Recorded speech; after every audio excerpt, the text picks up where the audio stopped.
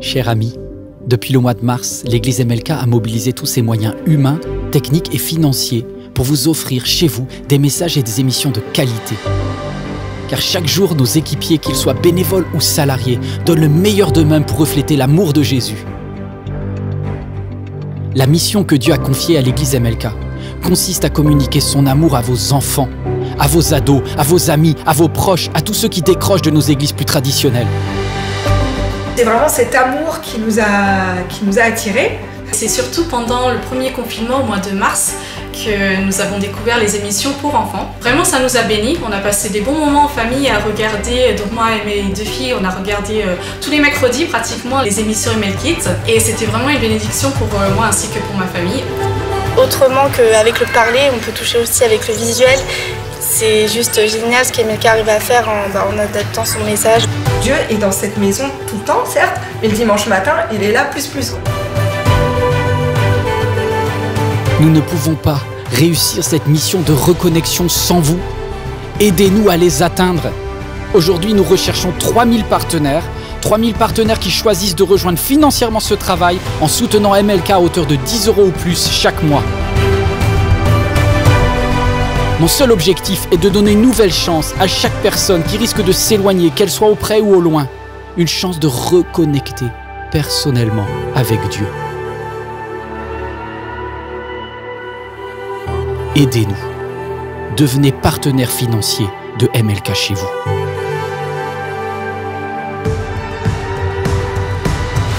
La production MLK a besoin de fonds. Voilà, je me dis pourquoi pas semer, parce qu'on a été bénis. Devenir partenaire pour moi, c'est faire ma part pour que ça bénisse d'autres personnes qui, à un moment donné, auraient peut-être aussi besoin de ce message, de ces messages, à tout moment. Ça me paraît naturel d'aider cette église à continuer à diffuser le message et à étendre le royaume de Dieu.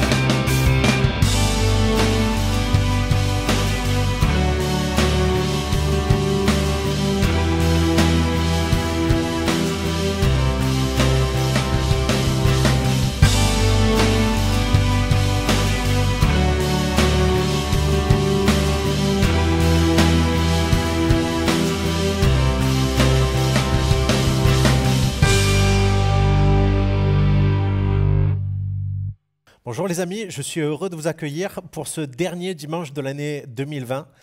Pour beaucoup, et je crois pour beaucoup de monde sur la surface de la Terre, on se dit « ouf, c'est la fin de l'année 2020 ». Mais aujourd'hui, c'est un dimanche spécial, un dimanche de culte baptême, où vous allez voir 58 personnes, oui, 58 personnes s'engager dans les eaux du baptême. Pour elles, 2020, c'est peut-être la meilleure année de leur vie. Et je crois que Dieu veut donner un message d'espérance. Aujourd'hui, ne vous attendez pas à voir un message, mais attendez-vous à ce que le témoignage de nos amis soit le message de Dieu pour vous. Un message d'espoir, un message d'un Dieu qui change les vies. Et on ne parvient pas au baptême comme ça. Il y a tout un cheminement, mais je ne vous en dis pas plus. On va le découvrir dans quelques instants avec nos invités. Soyez bénis, les amis, louons notre Dieu dans le nom de Jésus. Amour parfait, tu t'es donné à la croix pour tout effacer de mes péchés. Tu t'es chargé sur le bois. C'est par ta grâce seule que je suis pardonné. C'est par ta grâce seule que tu m'as racheté. Oh, oh, oh. Merci pour la croix, ton amour pour moi. Oh, oh, oh. Ta grâce ne faillit pas.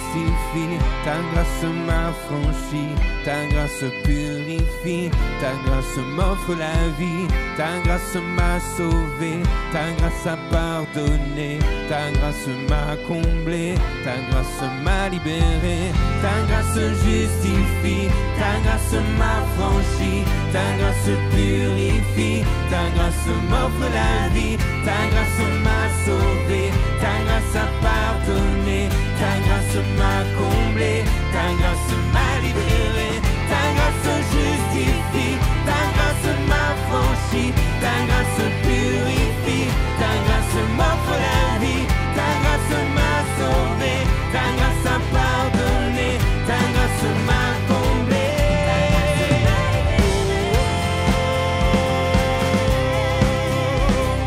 Merci pour la croix, ton amour pour moi. Ta grâce ne faillit pas.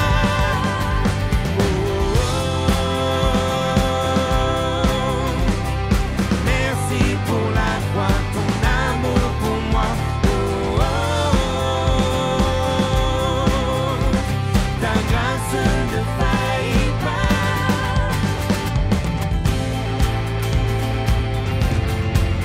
Nous te célébrons Jésus ce matin pour tout ce que tu as fait. Nous te louons, nous t'adorons. Tu es digne de nos louanges.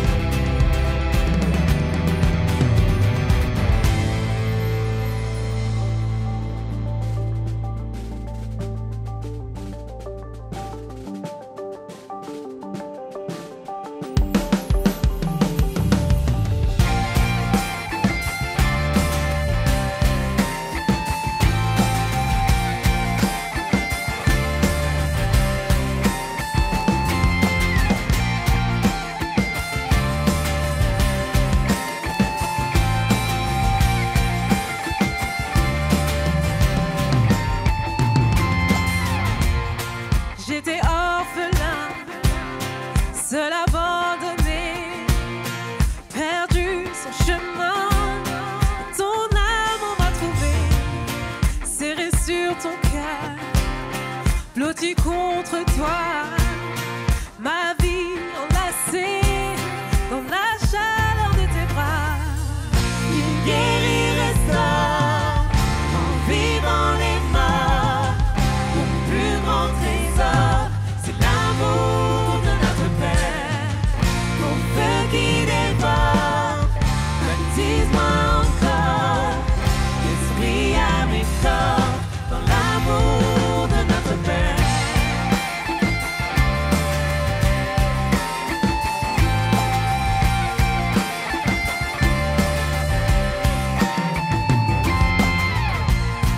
J'étais orphelin, tu m'as adopté, saisi par ta main, tu m'as donné un foyer, de nouveaux vêtements, une bague au doigt.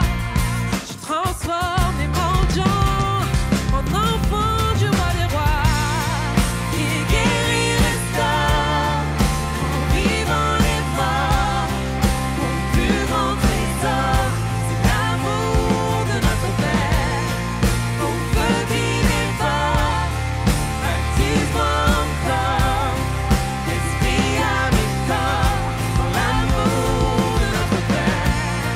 Il guérit, restaure, en vivant les morts.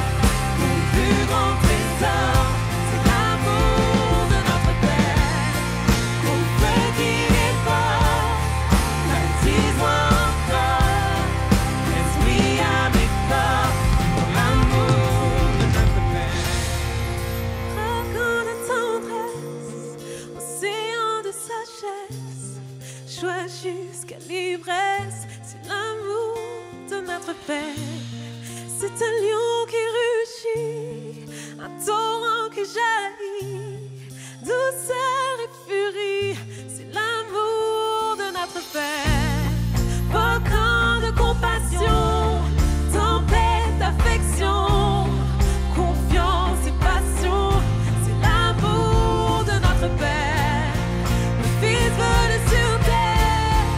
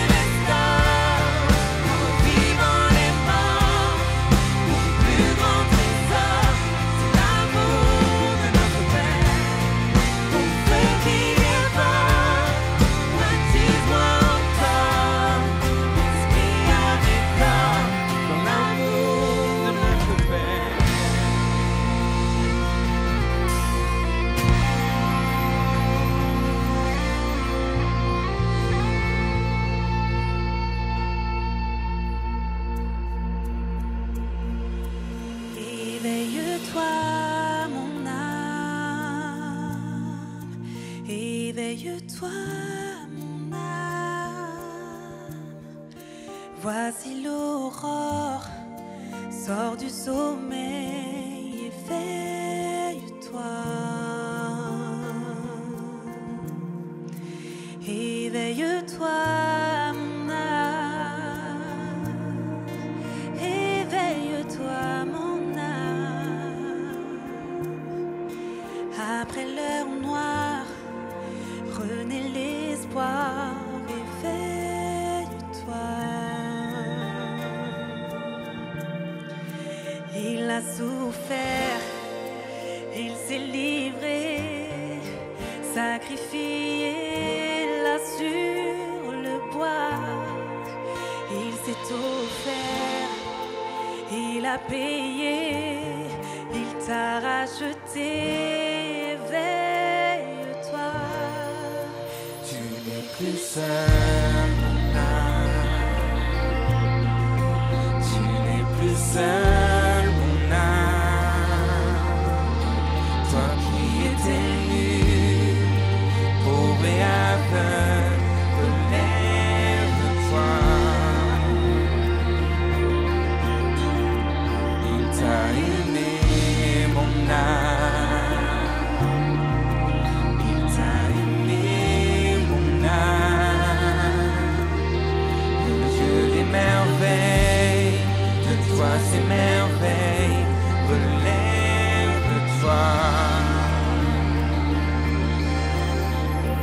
Son corps blessé, son cœur brisé, sa vie ôtée, donnée pour toi. Le sang amer, la croix du calvaire, les larmes du Père versées pour toi. Son corps blessé, son cœur brisé, sa vie ôtée, donnée pour toi. Le sang amer, la croix du calvaire, les larmes du Père versées pour toi.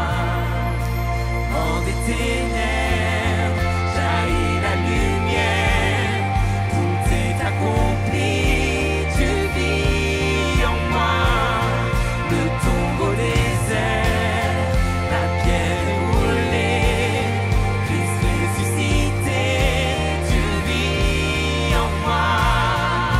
Et hors des ténèbres, jaillit la lumière, tout est accompli, tu vis en moi. Le tombeau désert, la pierre est roulée, Christ ressuscité, tu vis en moi. Éveille-toi, mon âme. Éveille-toi, mon âme. La mort a perdu, il a vaincu.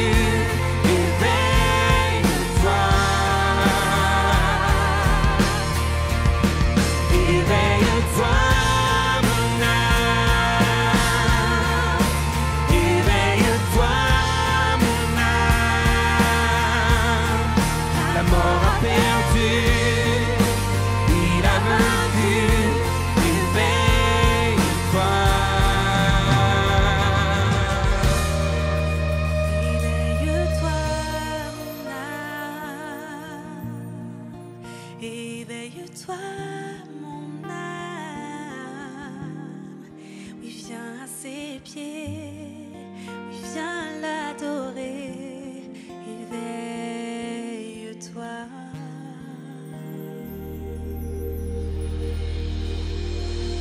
Comme je vous le disais en introduction, le message aujourd'hui, ça sera leur témoignage. Le témoignage de ces 58 personnes qui vont se faire baptiser.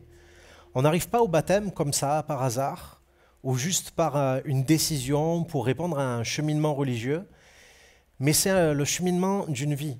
J'aime tellement les évangiles, les amis, j'aime tellement quand Jésus s'introduit dans une vie pour venir changer l'orientation d'une vie, changer cette vie totalement. Et c'est ce que vous allez entendre au travers de ces témoignages. Lors du parcours baptême, on parle sur la base de l'évangile de Jean et sur la base d'une série de messages que je vous invite à découvrir, c'est la série Lumière, où on parle de ces moments où Jésus intervient dans la vie des gens. Il intervient sur leur cheminement. Ils ont un cheminement, ils ont une vie avant. Et parmi ces personnes dont on parle, il y a l'histoire de la Samaritaine qu'on trouve dans l'évangile de Jean, au chapitre 4. Une femme qui n'avait rien préparé pour rencontrer Jésus. Mais Jésus est venu se présenter à elle. Et je vous lis cette histoire. Le Seigneur Jésus sut que les pharisiens avaient appris qu'il faisait et baptisait plus de disciples que Jean.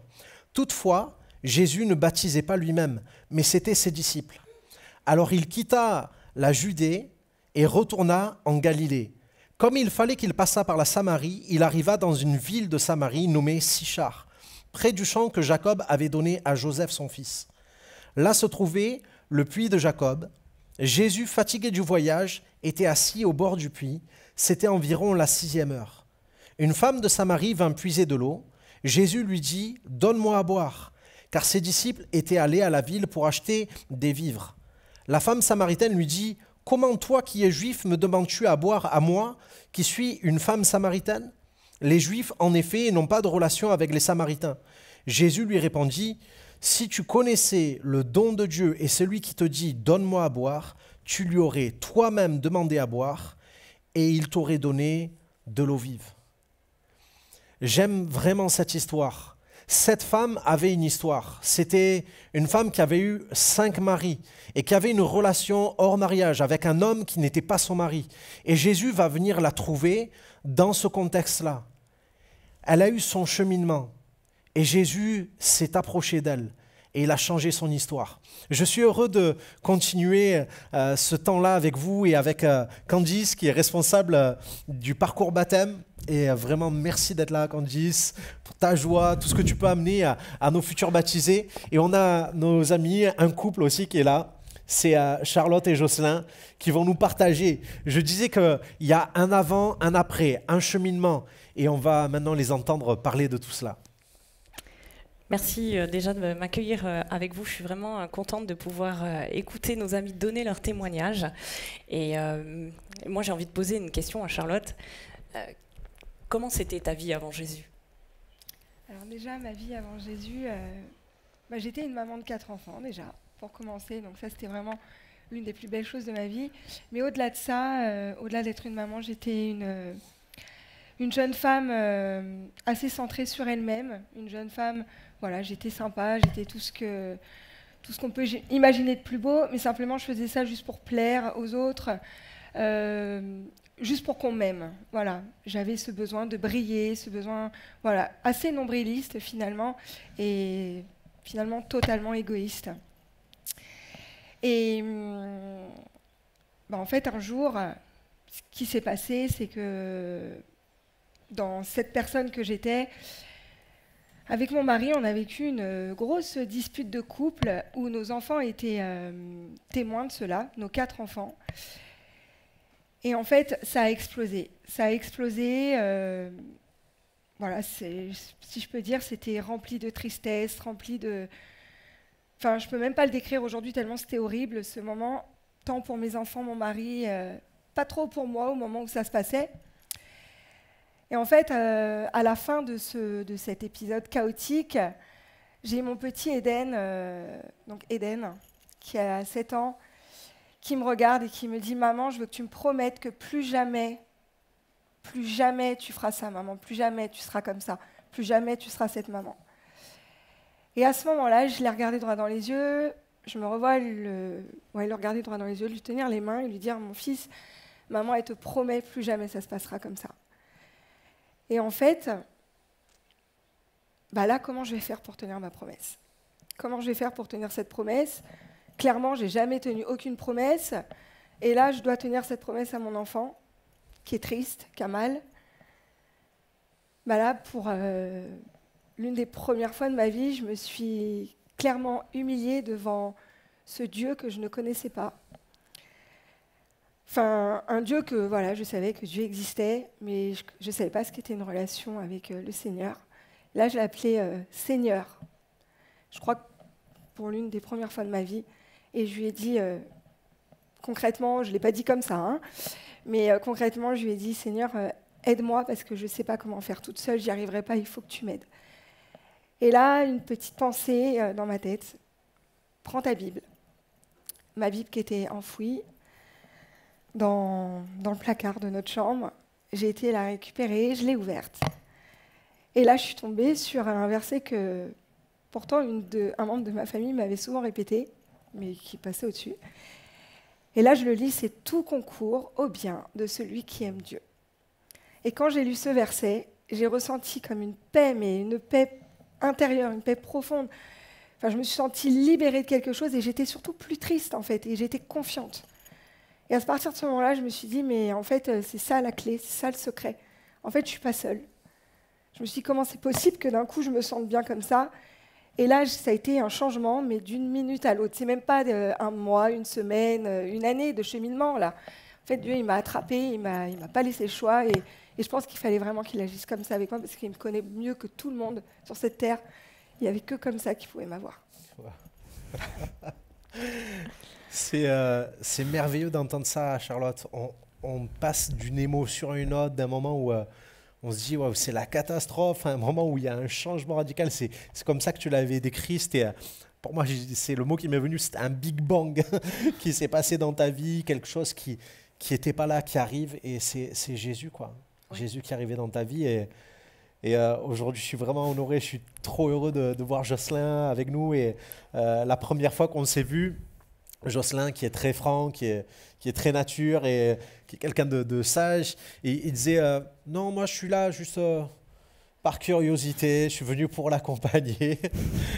Jocelyn, il disait qu'il était un athée convaincu, okay, un athée convaincu, qui était même un petit peu sarcastique. Il voyait des gens prier à genoux et s'approchait et disait « T'as perdu quelque chose ?» En mode, il était à genoux pour chercher quelque chose au sol. Mais entre-temps, il y a vraiment des choses qui ont changé, Jos. Et on est tout à ton écoute là. Alors effectivement, ceux qui me connaissent d'avant savent que je suis quelqu'un qui se moquait un peu des religions. Et Dieu, dans sa bonté, me laissait faire, je pense. Et il est patient et en fait, il s'est révélé à moi à travers ma femme. Il s'est révélé à moi à travers ma femme parce que en fait, ça fait 20 ans qu'on vit ensemble. Et moi, j'ai 40 ans aujourd'hui. Et pendant ces 40 années, il m'a laissé me moquer gentiment de la religion. Et en fait, il m'a expliqué clairement que ma femme allait être transformée comme ça, instantanément, du jour au lendemain, sans que je la reconnaisse. Pour autant, j'aime ma femme, et un jour, je me suis mis à vouloir la chérir. Comme quoi, la transformation est profonde. Je suis quelqu'un qui ne croyait pas, un incroyant, un insensé, un inculte, complètement. Je n'ai jamais eu de Bible. J'ai entendu parler de Dieu parfois à travers ma femme, et je me moquais un peu d'elle. Et en fin de compte, la vérité était devant moi. La puissance de l'esprit était présente dans le corps de ma femme. Et elle s'est transformée du tout au tout. Du coup, je me suis mis à croire à travers elle à la puissance de Dieu. J'ai compris instantanément ce que c'était la Trinité, le Père, le Fils, le Saint-Esprit. Là où quelques mois auparavant, je pouvais dire ouais, mais s'il y a un Père, qu'est-ce que c'est que cette histoire de Fils et tout. J'étais blasphémateur un petit peu. Aujourd'hui, je suis tout l'inverse. Je n'autorise presque plus les blasphèmes, donc j'ai changé moi aussi. Mais effectivement, quand ma femme a changé instantanément, j'ai regardé ma femme et je me suis mis à la chérir. Et quand elle parlait, elle avait une parole sage. Elle représentait tous les fruits de l'esprit qu'on peut trouver dans Galates. Ouais. Bonté, bienveillance, paix. Elle avait la paix en elle. Elle qui n'a jamais eu la paix. Elle a toujours voulu plaire à tout le monde. Elle était toujours inquiète. Dans son travail, elle avait tendance à changer de poste de temps à autre. Et effectivement, la veille de la reprise de son nouveau travail, l'amenait à être inquiète, ne pas pouvoir dormir. La rentrée qu'on a fait cette année, là, en 2020, on a dû déposer notre fille, notre dernière, dans une crèche, donc 24 heures, enfin une journée complète à la crèche. Elle a commencé son nouveau travail et elle était en paix la veille. Elle a dormi comme un bébé. Ça montre à quel point Dieu donne la paix. C'est fou. C'est fou. Merci Jocelyn. En fait, quand je regarde ça, je me dis que votre cheminement est un cheminement qui tournait le dos à Dieu. Et puis Dieu n'est pas le Dieu qui nous tourne le dos.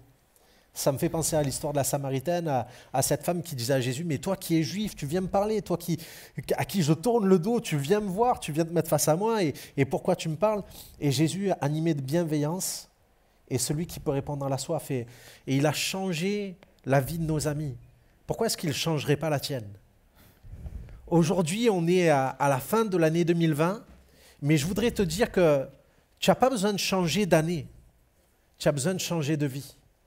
Tu as besoin de changer de vision, tu as besoin de changer d'orientation. Et quel que soit le cheminement, que tu tournes le dos à Dieu ou pas, que tu sois loin de lui ou pas, il est celui qui vient vers toi, celui qui est capable de changer ta vie. J'aime tellement ce chant qui dit « J'étais brisé, vide et sans espoir ».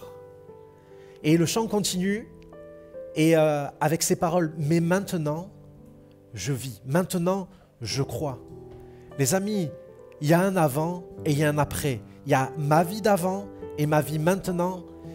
Maintenant, c'est un instant où Jésus veut te parler. J'étais brisée, vide et sans espoir. Ta grâce m'a trouvée, m'a restaurée. Je n'ai rien à moi, mais tel que je suis, tu me libères, tu me libères. Grâce infinie de notre Dieu qui un jour m'a sauvé. J'allais errant de lieu en lieu quand tu m'as retrouvé. Et maintenant je vois l'amour, la grâce dans tes yeux, donnant ta vie pour moi, me ramenant de la mort à la vie. Tu prends nos échecs, tu prends nos faiblesses, tu places ton trésor dans des vases d'argile. Oh, prends mon cœur, Père, je veux te servir pour que tout soit ta vie en moi. Bien, Jocelyn, en fait, Jésus a changé ta vie, il a commencé, il est venu sur ton chemin et aujourd'hui, tu t'engages dans les eaux du baptême à faire de Jésus ton sauveur et ton Seigneur. Est-ce que c'est ce que tu confirmes? Jésus comme mon Seigneur et Sauveur. Wow. Alors sur ta confession de foi, je te baptise au nom du Père, du Fils et du Saint-Esprit. Maintenant je vois.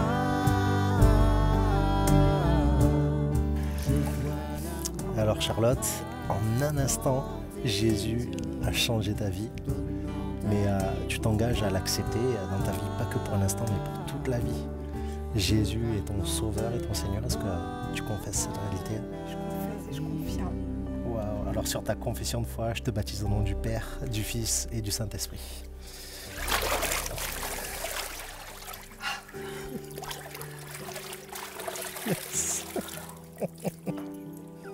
Je suis heureuse aujourd'hui car c'est un grand jour. Je vais pouvoir enfin signer un engagement avec mon Seigneur. Alors ce baptême, c'est mon alliance avec Jésus et tout l'amour qu'il a pour moi, j'ai envie de lui rendre. Je souhaite le remercier pour tout ce qu'il fait et tout ce qu'il va faire.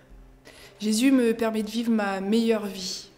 Le vrai bonheur se trouve avec Jésus-Christ. Dieu m'aime tel que je suis. Avec Dieu, tout est possible. J'étais perdue, Jésus m'a retrouvée. Jésus m'a sauvée. Jésus, c'est celui qui m'a dit « Je serai là tous les jours jusqu'à la fin ». Jésus m'a montré la vérité. Jésus est mon meilleur ami.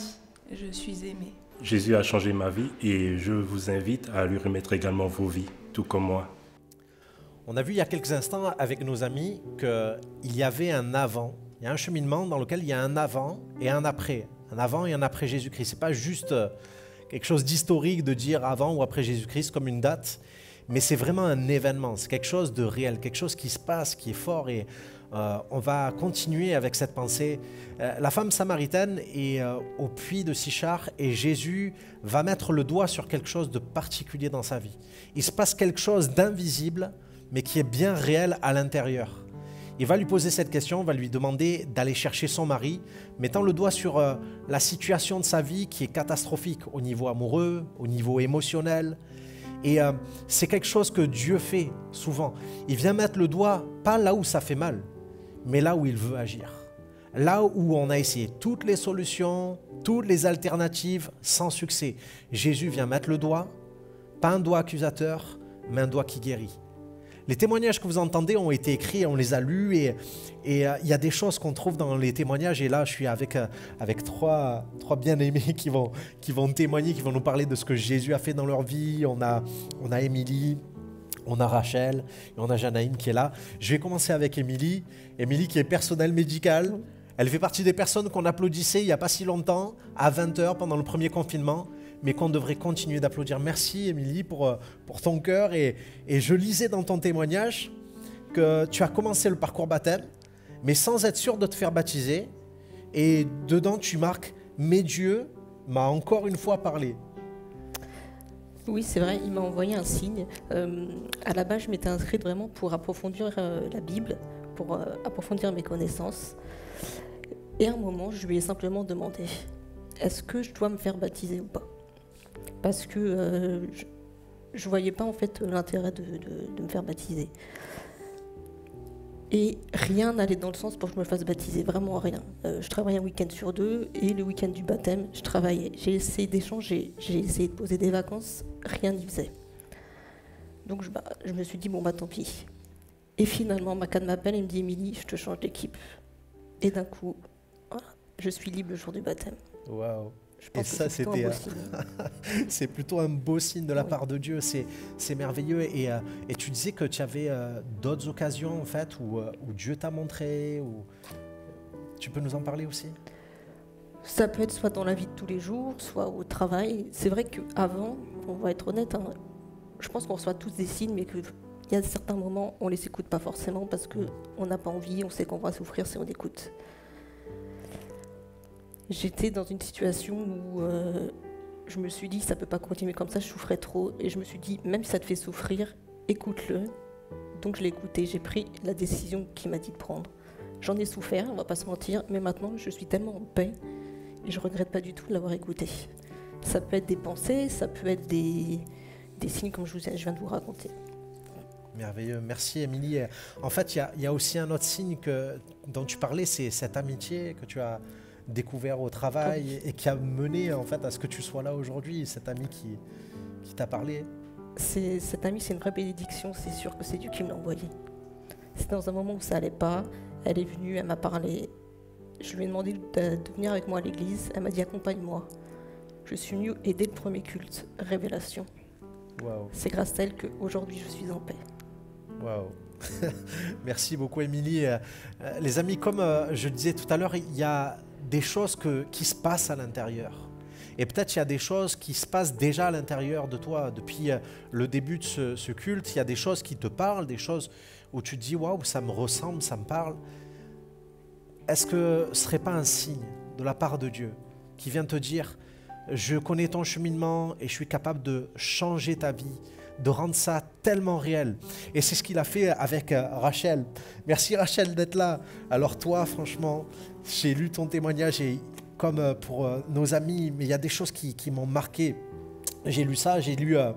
et j'ai donc commencé à venir au culte et au moment de la louange, j'ai ressenti quelque chose en moi d'inexplicable, une sensation incroyable, comme si ce vide en moi n'était plus qu'un souvenir. Toi aussi, c'est un ami qui t'a invité. Tu peux nous dire un peu ça? En fait, on était un dimanche et on était dehors. Et on m'a dit, accompagne-moi à l'église. Je dois y aller, on est dimanche, il y a le culte.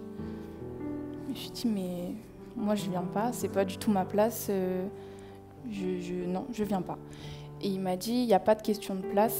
Viens avec moi. Dans tous les cas, au pire des cas, tu restes assise et tu regardes. Du coup, je l'ai accompagnée. Et au moment où est arrivé, je me suis pas forcément sentie à ma place parce que j'ai jamais été vraiment dans une famille religieuse, dans ce monde-là, on va dire. Et donc les louanges ont commencé.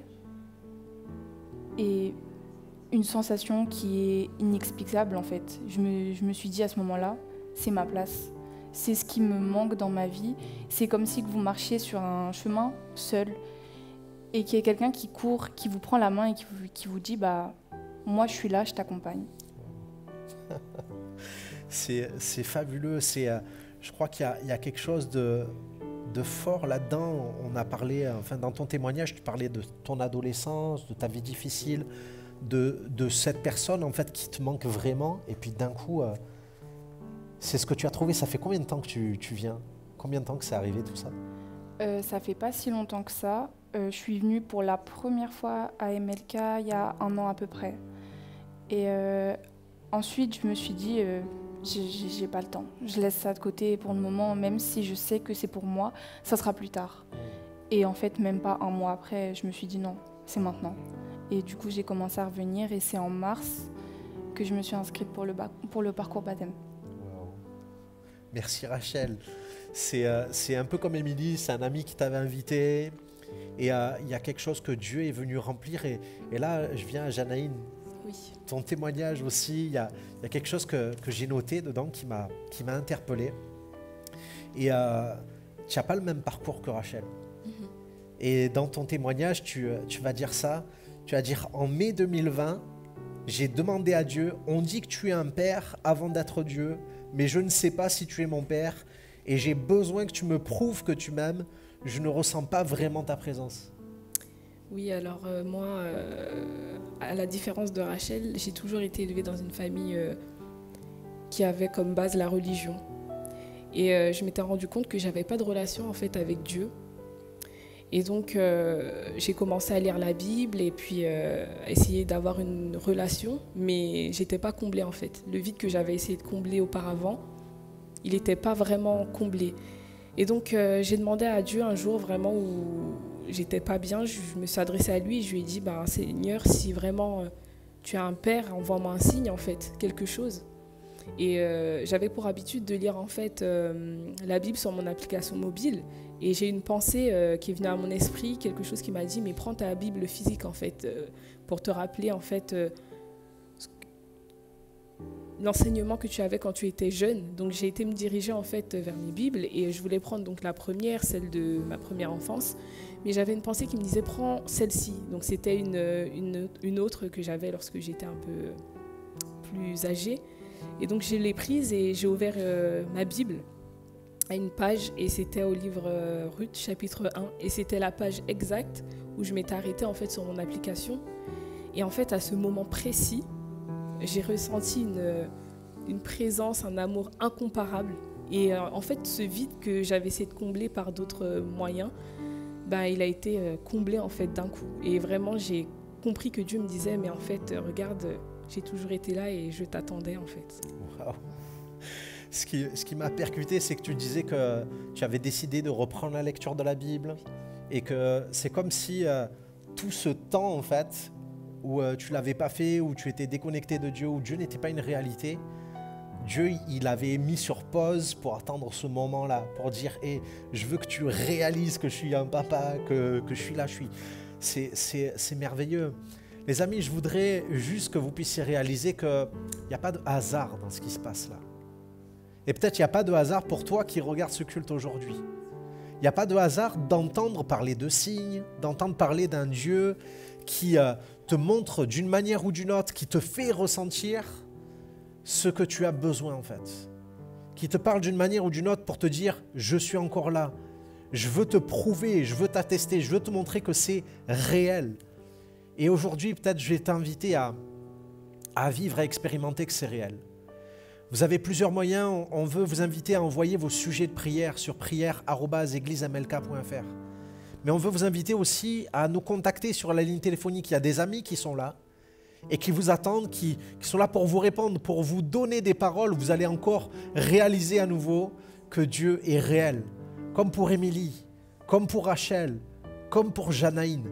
Pour toi aujourd'hui, Dieu est capable d'agir. Et je voudrais qu'on prenne un temps pour prier.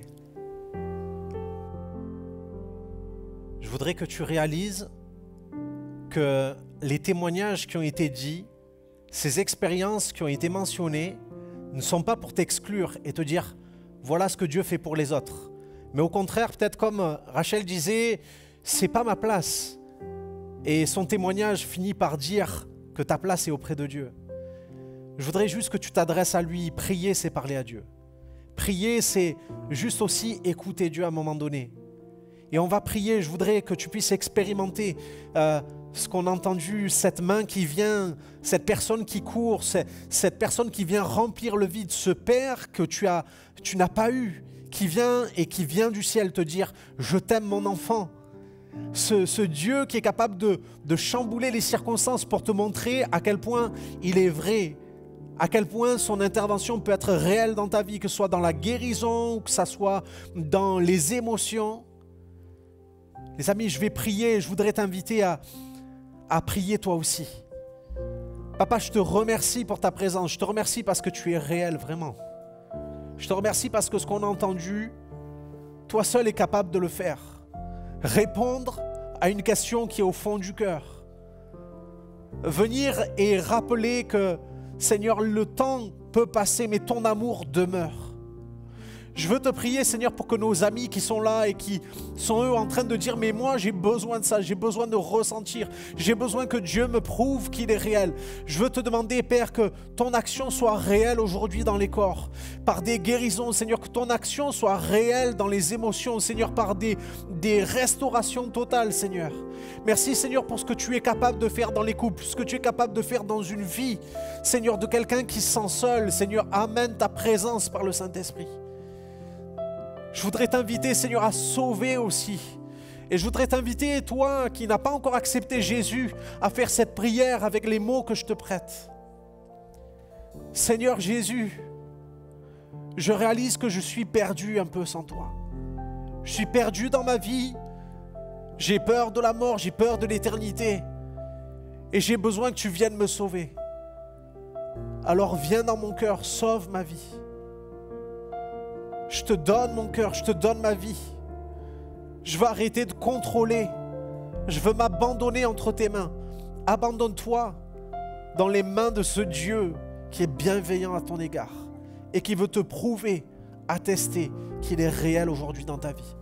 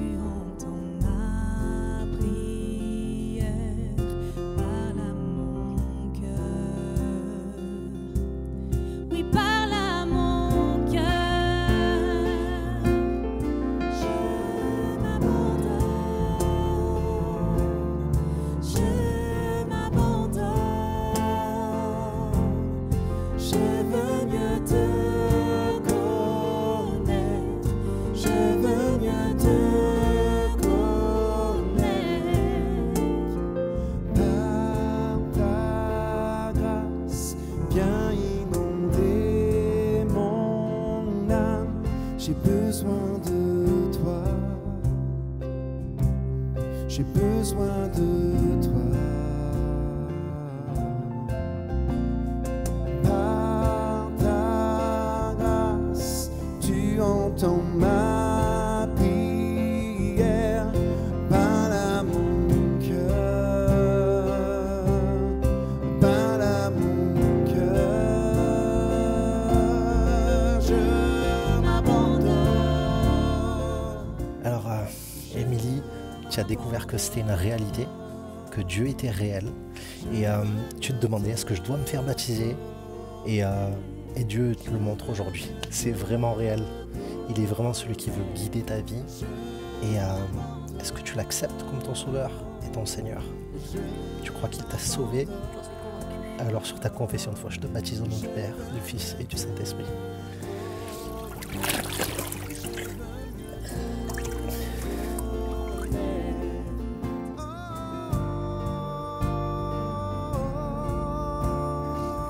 Rachel, tu disais que c'est pas ma place et tu as réalisé que c'était ta place. Et ta place, elle est aussi là aujourd'hui à t'engager vers celui qui t'a aimé et qui t'a sauvé. Est-ce que tu sais que Jésus t'a sauvé? Est-ce que tu veux qu'il soit le Seigneur de ta vie, celui qui te guide? Alors sur ta confession de foi, je te baptise au nom du Père, du Fils et du Saint-Esprit.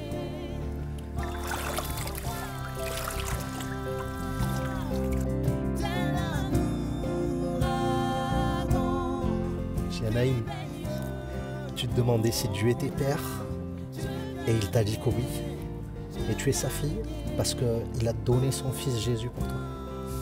Jésus est devenu ton sauveur et ton Seigneur, celui qui t'a conduit au Père céleste.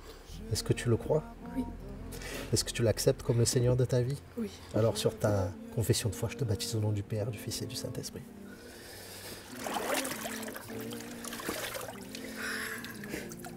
Jésus est mon sauveur. Jésus est la lumière de ma vie.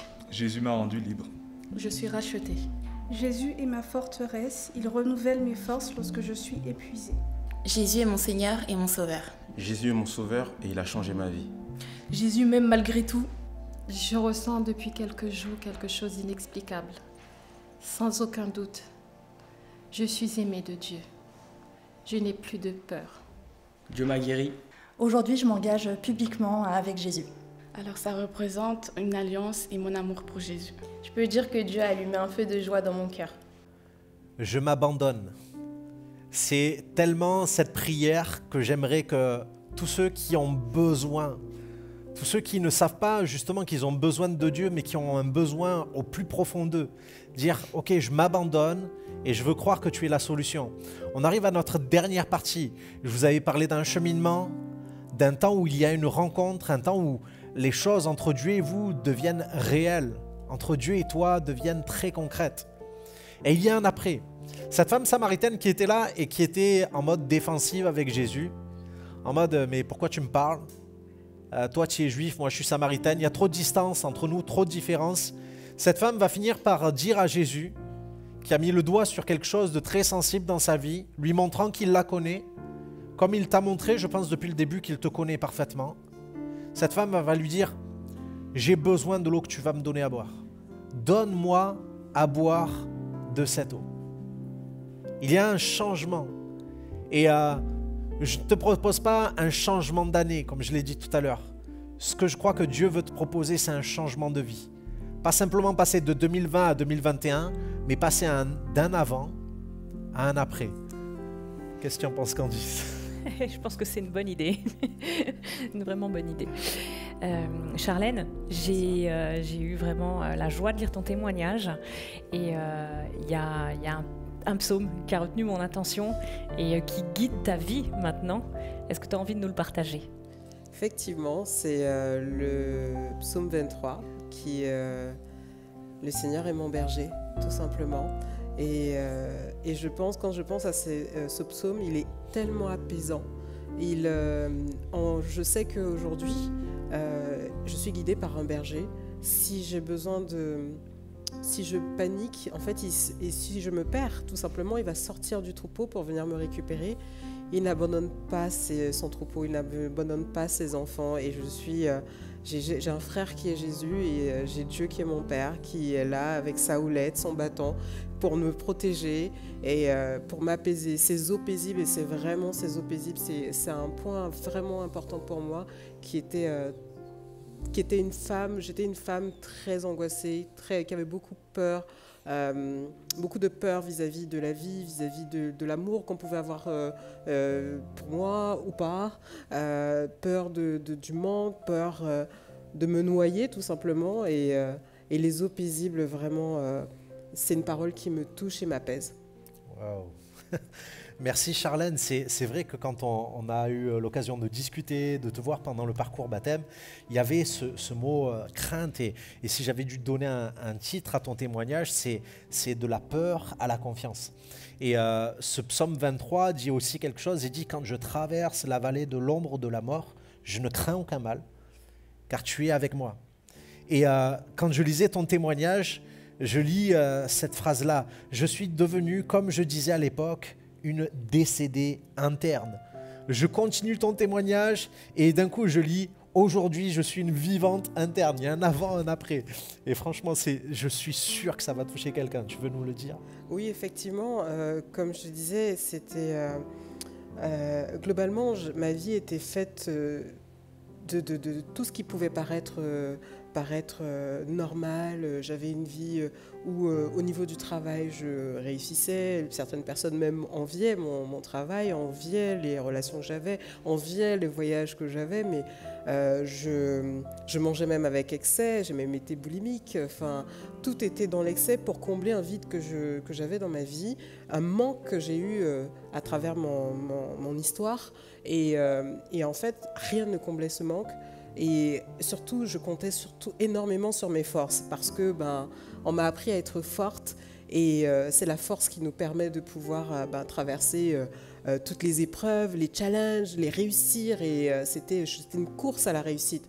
Alors qu'en vrai, ce dont j'avais besoin, c'était d'être aimée et en fait, découvrir l'amour du Père m'a permis de me rendre compte qu'en fait, j'avais pas besoin de cette course, j'avais plus besoin de cette course et si aujourd'hui je suis apaisée, c'est parce que justement je sais qu'il y a quelqu'un qui est là pour moi et qu'en fait j'ai confiance en lui, qu'il ne m'abandonnera pas jamais, même si mes parents m'abandonnent, lui sera là et j'ai cette confiance aujourd'hui. Waouh, c'est merveilleux. Les amis, je crois que Dieu veut donner cette paix, Dieu veut donner cette confiance. Il est capable d'amener un changement radical dans ta vie si tu acceptes de placer ta confiance en lui. Charlène disait qu'elle a été dans une course en avant où peut-être elle était en train de se fuir elle-même, en train de fuir ses problèmes, en essayant d'opter pour des solutions qui n'en étaient pas. Et on a aussi Mylène qui est avec nous et qui a quelque chose de très particulier dans son témoignage. Je lisais ça et tu disais qu'autour de tes 25 ans, tu as une demande dans ton cœur. Et cette demande, c'est « j'aimerais bien que ça change ». J'aimerais bien que ça change. Et c'est des mots que tu as prononcés au fond de toi. Et quelques mois plus tard, tu as senti le besoin de prendre une position sur ce que tu croyais. Et tu as dit est-ce que Dieu existe réellement ? J'ai choisi, je décidais que oui. Et il y a quelque chose d'autre aussi. Tu avais tellement besoin de ce changement. Quand on parle de besoin de changement, c'est un truc hallucinant. Tu disais j'ai crié dans mon cœur, tue-moi ou sauve-moi, mais maintenant que ça s'arrête, prends ma vie, fais ce que tu veux avec, je te la donne, mais maintenant, ça doit s'arrêter. Je ne savais pas que c'était une prière, je ne savais pas qu'à cet instant précis, je venais de remettre ma vie d'entre les mains du roi des rois, Jésus. Ouais, c'était une situation qui était hyper compliquée pour moi. Dans le fait est que juste avant que je fasse cette prière sans le savoir, du coup, j'étais en dépression. Mais je ne m'étais pas rendu compte en fait que j'étais en dépression jusqu'au moment où j'ai senti que mon corps était en train de lâcher en fait. C'est-à-dire que j'étais vraiment en train de mourir de l'intérieur. Je sentais plus rien. J'étais au bout de... C'est comme si mon corps était en train de mourir tout simplement. Et le plus difficile en fait dans cette période, c'est que c'est un peu dur quand même.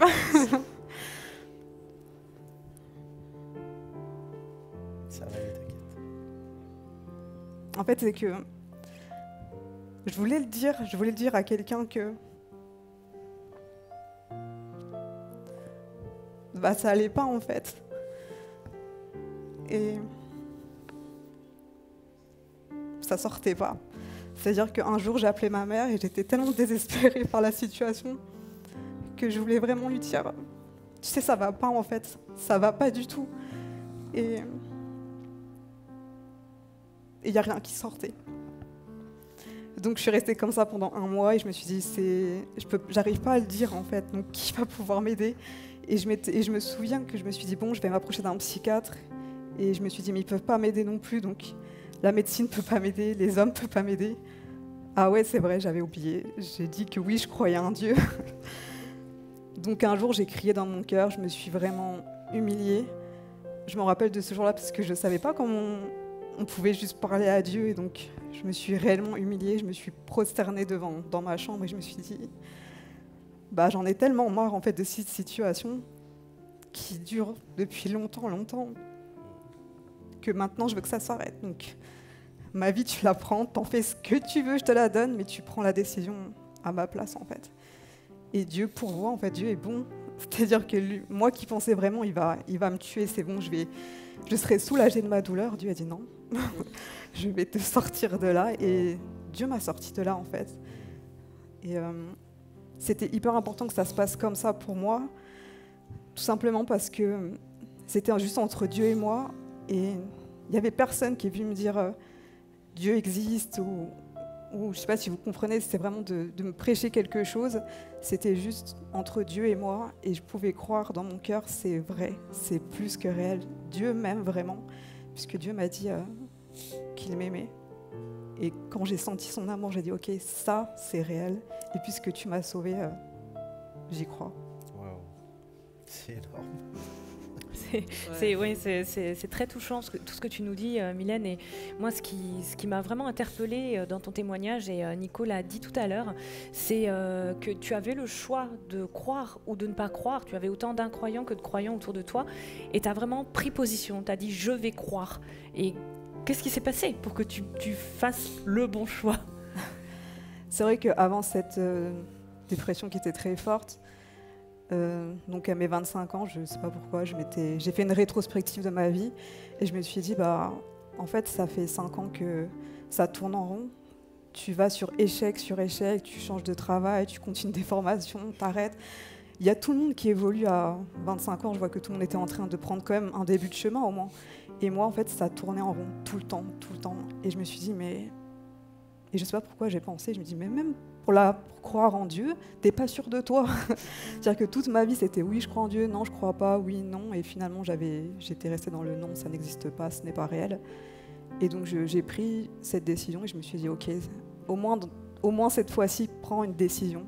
Et donc, j'ai dit oui, je crois, j'ai envie de croire et j'en suis arrivée là. Wow. Merci Mylène, merci Charlène, merci Candice. Et il y a vraiment quelque chose qui se passe quand on prend une décision. Il y a vraiment un après. Le moment où j'accepte de suivre Jésus, le moment où j'accepte de croire en Jésus, d'obéir à sa volonté, j'accepte de réaliser que sans lui, ce n'est pas possible. J'ouvre les yeux et je vois qu'il y a un chemin qui est tracé. Jésus a dit, je suis le chemin, la vérité et la vie. À un moment donné, quand j'accepte d'emprunter le chemin que Dieu a tracé pour moi avec la personne de son Fils Jésus-Christ, il y a quelque chose de nouveau. Le prophète Ésaïe disait, je suis sur le point de faire une chose nouvelle. Voulez-vous la connaître? Je suis sur le point de faire quelque chose de nouveau avec ta vie, d'amener cette nouveauté dont tu as besoin. Et ce n'est pas une nouvelle nouveauté, mais c'est une nouveauté qui a rien d'autre qui est semblable. Dieu est capable de changer ta vie. Dieu a tracé un chemin, mon ami, et je t'invite vraiment à le suivre, à désirer ce que Dieu t'offre. Jésus, je reprends ses paroles à la Samaritaine, disait, si tu connaissais celui qui te demande à boire, tu lui aurais toi-même demandé à boire et il t'aurait donné de l'eau vive. Aujourd'hui, tu as besoin de cette eau. Tu as besoin de goûter la fraîcheur nouvelle de cette eau qui va redonner la vie à ce qui était mort. Les amis, approchons-nous de celui qui est capable de changer nos vies.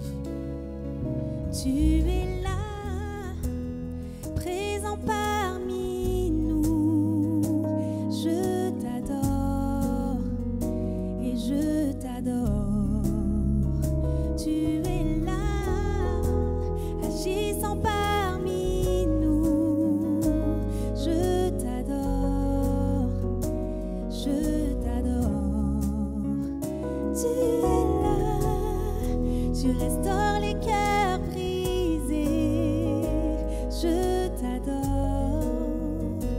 je t'adore.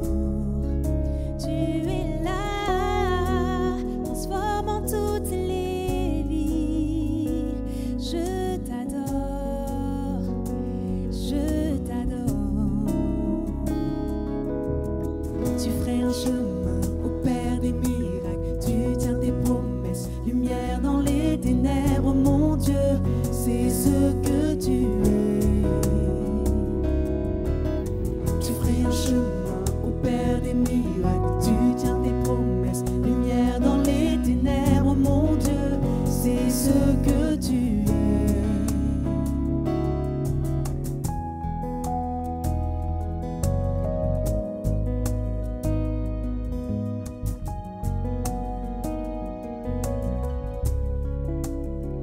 Tu es là, présent parmi nous. Je t'adore, je t'adore. Tu es là, agissant parmi nous. Je t'adore, je t'adore. Tu es là, tu restaures les destinées. Je t'adore, je t'adore. Tu es là, impactant nos vies. Je t'adore, je t'adore.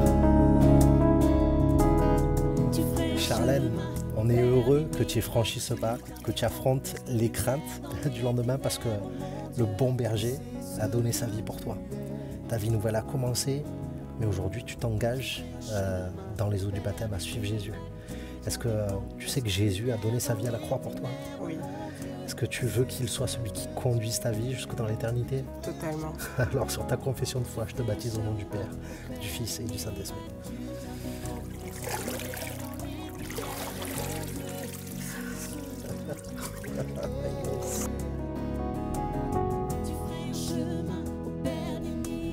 Mylène, tu disais à Dieu, Seigneur, prends ma vie, enlève-moi la vie, mais je veux que ça change.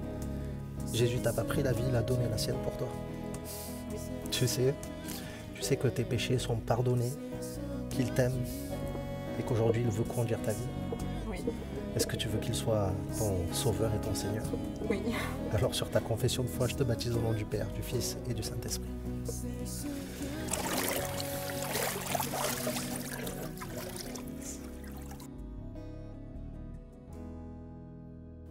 Vous qui nous regardez aujourd'hui, vous avez été témoin d'un acte qui sera historique pour eux.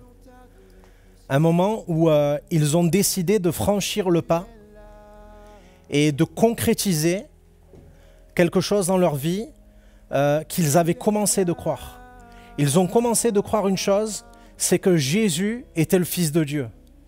Ils ont commencé de croire que Dieu, le Père, les a tellement aimés qu'il a donné son Fils Jésus. Et Paul va dire quelque chose, il va dire « Ignorez-vous que nous tous qui avons été baptisés en Jésus-Christ, c'est en sa mort que nous avons été baptisés. Afin que comme Jésus-Christ est ressuscité des morts, nous aussi, nous marchions en nouveauté de vie. » Il y a tout un cheminement pour ça et je ne sais pas à quel endroit tu en es de ton cheminement, mais ce que je sais, c'est qu'aujourd'hui, tu peux te décider pour Jésus. Aujourd'hui, le peu que tu sais de Dieu est peut-être suffisant pour que tu choisisses, comme on l'a entendu de la part de Mylène, j'ai choisi de dire que Dieu existait. J'ai choisi. Aujourd'hui, je veux te donner l'opportunité de faire le choix et de changer ta destinée éternelle, de changer ta relation avec Dieu, de voir Dieu te faire rentrer dans l'année nouvelle avec une vie nouvelle. Pas simplement basculer de 2020 à 2021, mais de basculer dans la nouvelle vie que Dieu t'offre. On a entendu parler de mort et de résurrection de quelqu'un qui était mort à l'intérieur, mais je peux vous dire une chose, c'est qu'en Dieu, il n'y a pas de mort, il n'y a que la vie. Et cette vie, il veut te la donner. Peut-être qu'il y a des gens qui sont reconnus, peut-être que tu t'es reconnu dans ce qui a été dit, et je veux t'inviter aussi à te reconnaître dans la suite, à te reconnaître dans la suite du cheminement, à te reconnaître dans l'engagement, dans la décision. Alors je voudrais peut-être qu'on prenne un temps juste pour prier et pour demander à Dieu qu'il intervienne, parce que ce qui est impossible aux hommes est possible à Dieu. Ce que tu n'as pas réussi à faire, ce que personne n'a réussi à faire autour de toi pour changer l'intérieur de ta vie, Jésus est capable de le faire si tu l'invites. Alors, je vais peut-être, comme je le disais tout à l'heure, te prêter mes mots. Tu peux juste les répéter ou les écouter en disant dans ton cœur à Dieu que tu es d'accord. Je vais prier maintenant. Seigneur Jésus, tu as changé la vie de ces personnes. Tu as restauré un couple. Tu as sorti quelqu'un de la dépression. Tu as communiqué la paix au lieu de l'angoisse. Tu as assuré la vie éternelle à ces personnes. Je veux te demander de venir dans ma vie et de changer ma vie aussi. Je veux que tu sois mon sauveur. Je veux te demander de pardonner mes fautes. Si tu es mort à la croix pour pardonner mes péchés, pardonne mes péchés. Si tu es ressuscité pour me donner l'espérance, que je reçoive l'espérance dans le nom de Jésus. Amen. Les amis, je vous invite à peut-être refaire une prière avec vos mots. Et avec vos mots, M-A-U-X, faites connaître à Dieu l'état de votre cœur, parce qu'il est le seul qui est capable de le changer. Soyez bénis les amis. Dieu a guéri mon cœur. Dieu est mon sauveur. Mon alliance avec Dieu a fait que maintenant j'ai la paix. Je cherchais la lumière et je l'ai trouvée. Ce n'est pas moi qui vis, mais c'est Christ qui vit en moi. Jésus m'aime. Jésus m'a libérée. Jésus est mon meilleur ami et je sais qu'il peut devenir le tien. Jésus m'a renouvelée. Jésus m'a délivré. Jésus est amour. Jésus m'a sauvé la vie. Je suis aimée, tout simplement. Merci Jésus pour ton amour. Merci Seigneur Jésus-Christ de m'avoir sauvé. Merci d'avoir toujours veillé sur moi. Tu es venu me chercher et je suis prêt à t'accompagner. Je suis tellement heureux les amis de ce qui vient de se passer. Non seulement ces 7 personnes que vous avez vues, mais aussi les 51 autres personnes qui étaient là et qui ont donné leur vie, à Jésus au travers des eaux du baptême. Et c'est une joie. La Bible dit qu'il y a de la joie dans le ciel pour un seul pécheur qui se repent, c'est-à-dire un seul qui accepte à un moment donné de changer de manière de penser à l'égard de Dieu. Et ça change une manière de vivre, ça change une destinée éternelle. Et vraiment, on va passer un autre moment qui est très symbolique avec nos amis qui sont ici, Charlotte, Charlène, Émilie, merci d'être là encore. On va prendre ce que la Bible appelle la scène, ce repas du Seigneur, qui est le pain, c'est le corps de Christ. Le vin, c'est le sang de Jésus. Jésus, au travers de l'instauration de ce repas, dans la Pâque, est en train de dire qu'il allait donner sa vie, qu'il allait donner son corps, il a tout donné. Il n'a pas simplement donné des organes, il a donné toute sa vie, par amour pour nous. Son sang a coulé, la Bible dit que son sang nous lave de tout péché. Écoutez bien, le sang de Jésus nous purifie de tout péché. Il n'y a pas de péché que le sang de Jésus ne purifie pas. Et quand il a fait ce repas avec ses disciples, il a dit « Faites ceci en mémoire de moi, chaque fois que vous en prendrez. » Et c'est ce qu'on veut faire. On ne veut pas juste prendre des éléments comme ça. On veut se rappeler de l'amour de Jésus. Et je voudrais rappeler à ton souvenir à quel point Dieu t'a aimé. Les amis, vous êtes prêtes? J'ai hâte de prendre, j'ai désiré vivement prendre ce repas avec vous.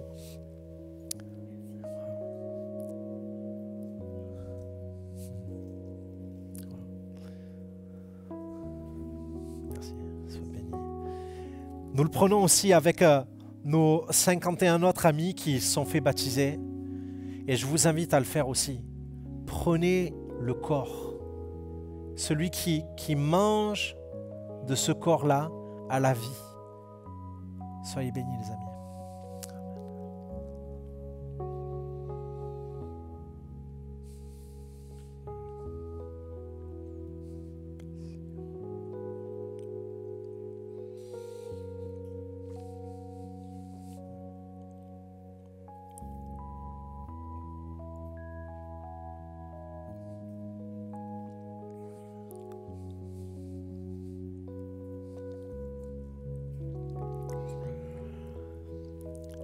Nous venons de participer ensemble au repas du Seigneur et je vous invite à participer aussi à son œuvre. À pas simplement vivre des instants comme ça, mais faire partie de cette aventure. Et vous avez plusieurs manières de le faire. Merci pour tous ceux qui sont avec nous, rendez-vous après rendez-vous, tous ceux qui prient pour nous aussi, qui prient avec nous, et tous ceux qui donnent aussi. Et je vous invite à participer, à être participant de l'œuvre de Jésus au travers de notre Église MLK. Si vous voulez participer avec des dons, vous pouvez aller sur l'adresse internet jeveusdonner.fr. Et pour tous ceux qui veulent participer aussi à MLK chez vous, ces programmes qui sont produits et qui vont bénir des milliers de foyers, je le crois. Vous pouvez aussi devenir partenaire avec jeveuxêtre-partenaire.fr. Jeveusdonner.fr, c'est tout simple, et jeveuxêtre-partenaire.fr. Nous avons un dernier rendez-vous de cette année 2020, jeudi, le 31 décembre, à 22h30. Je vous invite à être là aussi. Nous voulons célébrer, prier aussi ensemble.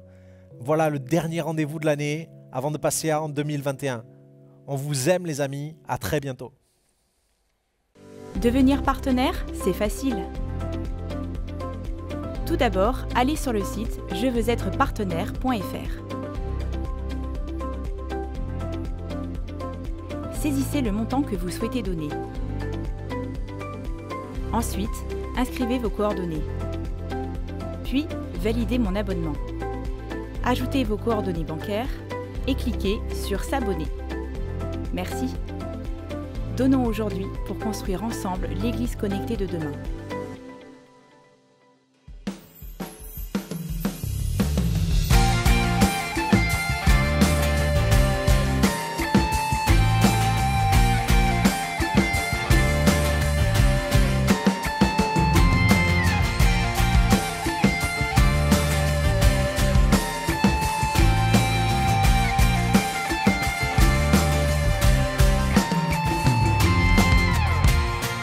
J'étais orphelin.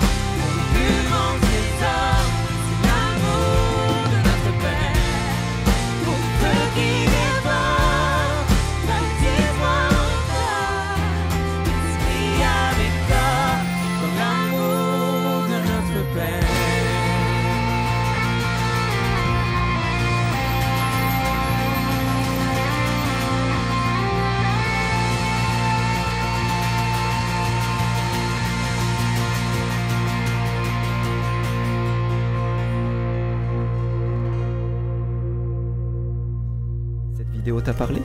Clique sur j'aime. N'oublie pas également de t'abonner et de déclencher les notifications. Si cette vidéo t'a touché, elle peut aussi faire du bien à ceux qui t'entourent. Prends 5 minutes pour la partager à un proche ou à un ami qui en aurait besoin.